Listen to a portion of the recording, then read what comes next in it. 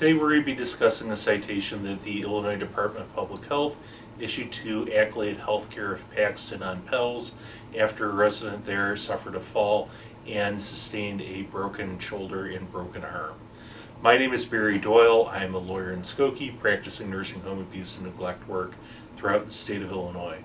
I'm also the author of Built to Fail, a free report available for download from my website, which spells out how the nursing home business model inevitably produces unnecessary injuries and deaths for nursing home residents. A sit-to-stand lift is a type of mechanical lift which is suitable for certain types of residents in a nursing home. For a resident to be a proper candidate to use a sit-to-stand lift, they need to be able to bear at least partial weight and need to be cognitively intact. In order for the sit-to-stand lift to be safely used, though, all of these safety accessories also need to be in use. Generally, this will include a safety belt that goes around the midsection of the resident, as well as leg straps, which help hold the resident's legs in place. On the day of this particular accident, the resident was being transferred from her room into the bathroom, and at the time of the transfer, the aides were transferring her without using the leg straps. Now, during the days immediately before this, the resident had been feeling ill to the point where she had to be seen by telehealth, where the telehealth practitioner noted that the resident was appearing frail and weak. While the resident was being transported to the bathroom, her legs gave out on her, and as a result, she fell from the lift and suffered a broken shoulder and broken arm. Now, this is an injury which actually has some fairly significant consequences for this resident. In order to use a sit-to-stand lift, one of the things that you have to be able to do is to hold on to the handles of the sit-to-stand lift with your arms.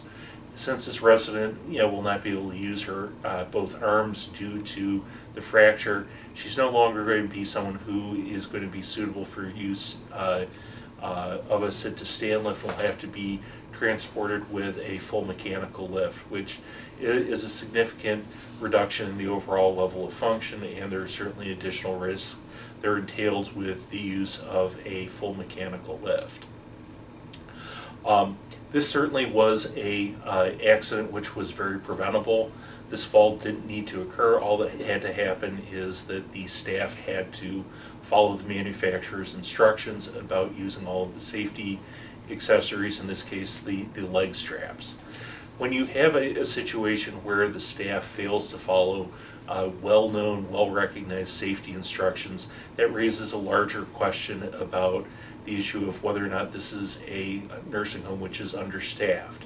When you find situations where the staff is taking shortcuts in the care of the resident, which creates additional risks to the health and well-being of the resident, often you can find an answer in the nursing home simply being understaffed, and the staff is simply not able to keep up with the pace of work, and therefore need to take unnecessary chances with the safety of the residents.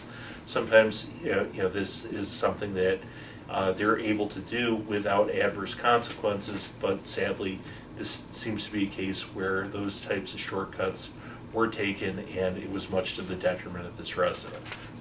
I hope you found this interesting. If you have any questions regarding this or any other nursing home abuse and neglect issue, please feel free to reach out to us. Our number is 312-263-1080. Thank you very much for watching.